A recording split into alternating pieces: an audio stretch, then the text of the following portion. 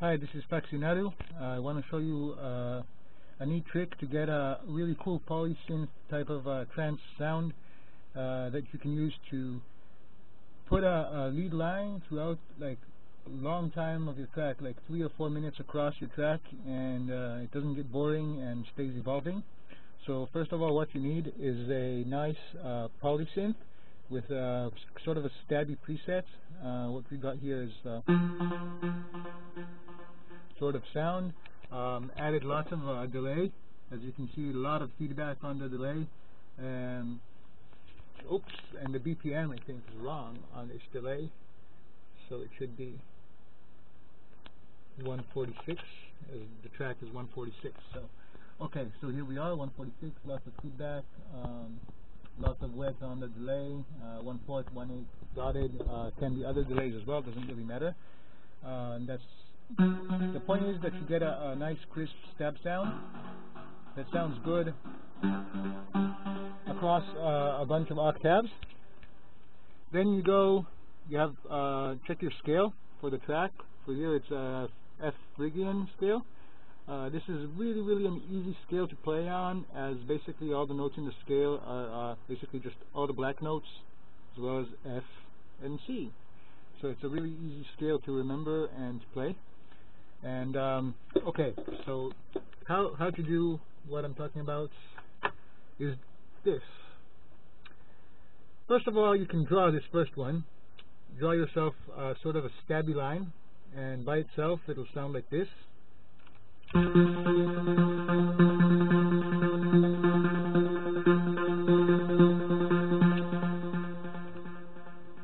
Okay, so, and this can loop. This can just loop across, and this is just using the basic notes, the first note of the F note of the F Phrygian scale that I've been using. And then you start, as you play it, you can press play your loop, and while the loop is playing, you can sort of just take a few octaves above what you have the stabs going over there on the first line, a few octaves above it, and just kind of play on your scale. You can call it randomly, but you know it's random until you get a feel for what you want. You know, so a few times you can just press play and let the loop go.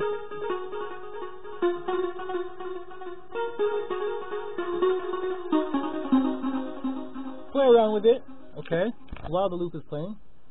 And once you get something cool, you know, record.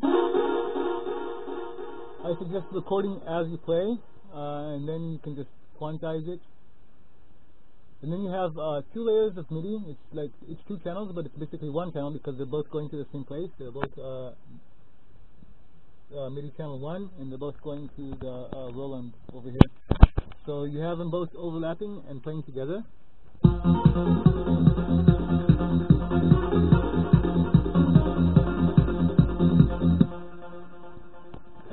So now we have 2 going together. The basic idea is to end up having like 3 or 4 of these layered all together. It doesn't have to be 3 or 4, you know, anywhere between that one stab line, and then you have a few other ones going. So the logic is this, okay? You can start after you have them all recorded, and you want to start splitting out the track. So you can at first play.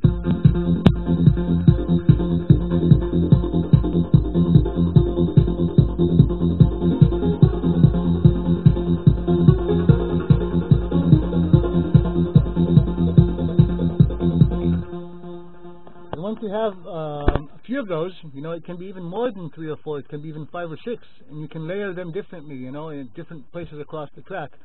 So you have like, you know, entry and exit points for this specific sound, because you don't have to take off the whole sound. All you have to do is you can take out one of the layers and keep going with another layer, add a 3rd one, add a 4th one, add the 1st, the 2nd, and the 3rd one, and you know, basically just play around with it, and kind of treat it like as if it were as if you would treat different synth sounds. Like, let's say you had 4 or 5 different synth channels. This is exactly what you would do, right? You'd have one doing the stabs, and one doing like an octave above, and one doing a melody. And the cool thing with sending them together, all together to one polysynth, is you kind of get this whole, it's meshing together. It's really melodic. It's really musical. It sounds really orchestrated. and is a great way to get the most out of your polysynths. And another thing, remember in the beginning I told you about the delay line that has a lot of feedback. So this adds a lot to what is going on here, because you have everything together, different octaves, different notes, and they're all getting fed back and playing, you know, continuously, overlapping on one another, harmonizing with one another. So as long as you stay pretty much on your scale, you should be okay, and it should sound nice. But of course, it's up to you to play around with it and get something good going. I hope I know I've kind of again. I know I kind of described it in a confused way, but if you get some of these points and start messing around with it, you'll get really musical lines, and I recommend just try it out. Yeah. Okay, thank you. Bye-bye.